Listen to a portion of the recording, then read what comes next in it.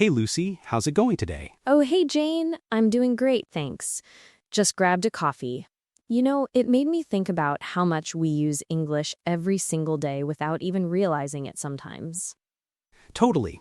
Like just ordering that coffee. It's such a simple interaction, but it's a perfect example of real-life English practice. You have to understand what they're asking, and you need to clearly state what you want. Exactly.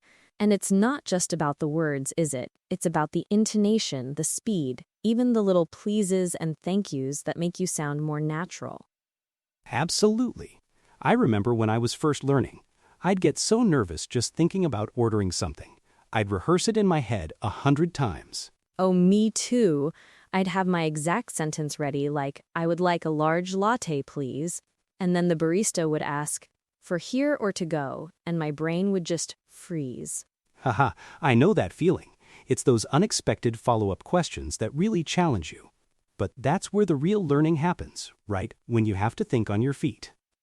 Definitely, it forces you out of your comfort zone. And the more you do it, the easier it gets. It's like building a muscle. Exactly. So besides ordering coffee, what other everyday situations do you think are great for practicing English? Oh, so many. I think asking for directions is a big one. You're trying to get somewhere, and you have to understand complex instructions like turn left at the second traffic light, or it's opposite the post office. That's a fantastic point. And it's not just understanding, it's about asking clearly too. You can't just point and say where. You need to say, "Excuse me, could you tell me how to get to the train station?" Yes, using those polite phrases is so important. Excuse me, could you please, thank you very much. They make a huge difference in how people respond to you. And what if you don't understand an instruction? It's okay to ask for clarification, right? Like, "Sorry, could you repeat that more slowly?" Or "Did you mean turn left or right?" Absolutely, that's a crucial tip for learners. Don't be afraid to ask for repetition or clarification. Most native speakers are happy to help, especially if they see you're making an effort. Yeah, I think that fear of sounding stupid or making a mistake holds a lot of people back. But mistakes are part of learning. Couldn't agree more. Another common situation is shopping. Whether it's groceries, clothes, or even electronics, you have to ask about prices, sizes, colors, features. It's a whole vocabulary lesson right there. Shopping is a great one. And it's not just asking, it's also understanding the cashier at the checkout. Do you need a bag, cash, or card? Is that all for you today? And the small talk. Sometimes they'll ask, how's your day going? Or find everything you were looking for? You don't want to just stare blankly, do you? Right. Even a simple, "It's going well, thanks," is good. Or "Yes, thank you." It shows you're engaged and polite.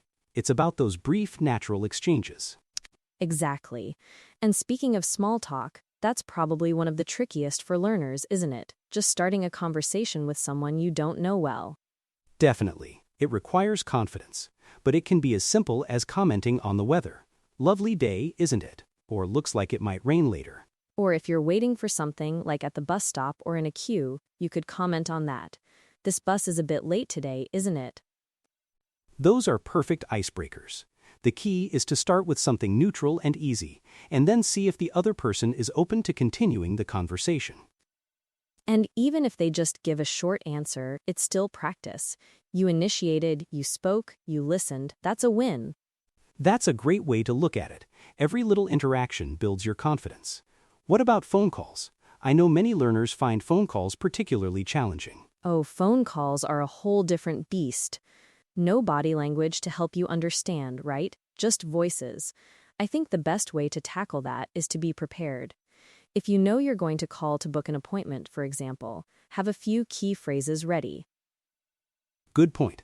Like, "Hello, I'd like to book an appointment, please." Or "I'm calling to inquire about." Having that opening sentence ready can really reduce the stress. And don't forget to spell things out if needed, especially names or tricky words. Could you spell that for me, please? Or, my name is Lucy, Lucy. That's a brilliant tip, Lucy. I use that all the time, even in my native language, if something is unclear. It's just good communication.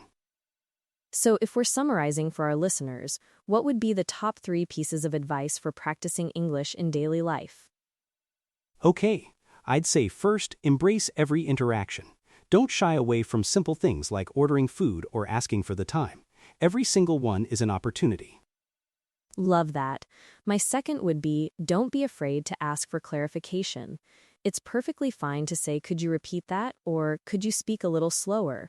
People appreciate the effort. And my third would be, start small and build up. Don't expect to have a deep philosophical debate on day one. Master those everyday phrases and simple conversations, and the bigger conversations will come naturally. Excellent advice, Jane. It really comes down to consistently putting yourself out there, even if it's just for 5 minutes a day. Exactly. And remember, the goal isn't perfection, it's communication. It's about being understood and understanding others. That's the real win. Well said. This has been a really practical chat, I think. Hopefully our listeners feel a bit more confident to try out their English today. I hope so too. Thanks for joining me, Lucy, and thank you all for listening. Keep practicing, and we'll catch you next time. Bye, everyone.